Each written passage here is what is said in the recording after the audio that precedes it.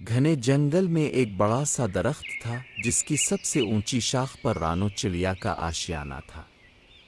رانو چڑیا ایک محنتی اور ذمہ دار ماں تھی۔ اس کے آشیانے میں اس کے 3 بچے رہتے تھے جن کے لیے وہ دن رات محنت کرتی اور خوراک کا انتظام کرتی۔ ایک دن صبح سویرے رانو چڑیا اپنے بچوں کے لیے دانہ چگنے نکلی۔ جنگل میں پرندوں کی چہچہاہٹ اور سورج کی کرنوں کی روشنی نے ماحول کو خوشگوار بنا رکھا تھا۔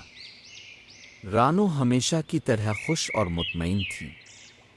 وہ سوچ رہی تھی کہ آج وہ بچوں کے لیے زیادہ دانہ لے کر آئے گی تاکہ سب خوب سیر ہو کر کھا سکیں۔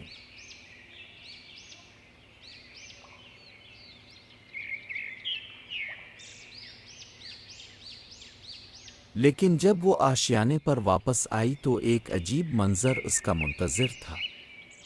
آشیانہ خالی تھا، بچے کہیں نظر نہیں آ رہے تھے۔ رانو کا دل دھک سے رہ گیا۔ وہ گھبرا کر آشیانے کے آس پاس دیکھنے لگی۔ اس نے زور زور سے آوازیں دیں لیکن کوئی جواب نہ آیا۔ رانو چڑیا کا دل دھڑکنے لگا۔ وہ سوچنے لگی، کہیں کوئی درندہ تو میرے بچوں کو نہیں لے گیا۔ جلدی جلدی وہ قریبی پرندوں اور جانوروں کے پاس گئی اور ان سے مدد مانگی۔ کیا تم نے میرے بچوں کو دیکھا ہے؟ نہیں، میں نے کچھ نہیں دیکھا۔ میں نے صبح ایک عقاب کو تمہارے آشیانے کے قریب دیکھا تھا۔ ہو سکتا ہے وہی تمہارے بچوں کو اٹھا لے گیا ہو۔ یہ سن کر رانو چڑیا کے دل پر گھونسا سا پڑا۔ وہ فوراً عقاب کے ٹھکانے کی طرف روانہ ہو گئی۔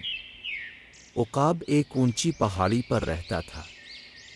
رانو نے ہمت کر کے عقاب سے سامنا کیا۔ کیا تم نے میرے بچوں کو دیکھا ہے؟ نہیں رانو، میں نے تمہارے بچوں کو نہیں دیکھا، لیکن میں نے تمہارے آشیانے کے پاس کالو کوا کو دیکھا تھا۔ شاید وہی تمہارے بچوں کو لے گیا ہو۔ رانو کا دل مزید پریشان ہو گیا۔ وہ فوراً کالو کوا کے پاس پہنچی۔ کالو کوا جھاڑیوں میں آرام کر رہا تھا۔ رانو نے غصے سے کہا، کالو، میرے بچوں کو واپس کرو، میں بہت پریشان ہوں۔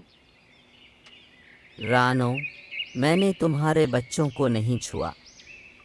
وہ تو خود کھیلتے کھیلتے جنگل کی طرف نکل گئے ہوں گے۔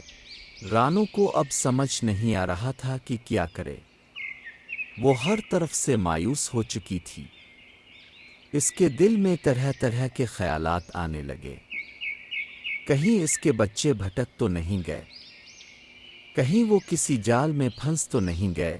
پریشانی کے عالم میں وہ واپس اپنے آشیانے کی طرف جا رہی تھی کہ اچانک اسے جھاڑیوں میں سے کسی کے ہنسنے کی آواز آئی۔ اس نے غور سے سنا اور جھاڑی کے قریب گئی۔ وہاں اس کے 3 بچے چھپے ہوئے ہنس رہے تھے۔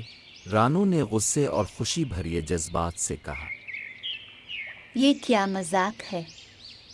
تم لوگ یہاں چھپے ہوئے ہو اور میں تمہیں پورے جنگل میں ڈھونڈ رہی ہوں۔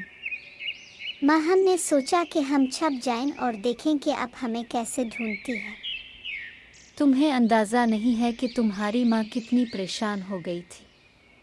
یہ جنگل خطرات سے بھرا ہوا ہے، آئندہ کبھی ایسا نہ کرنا۔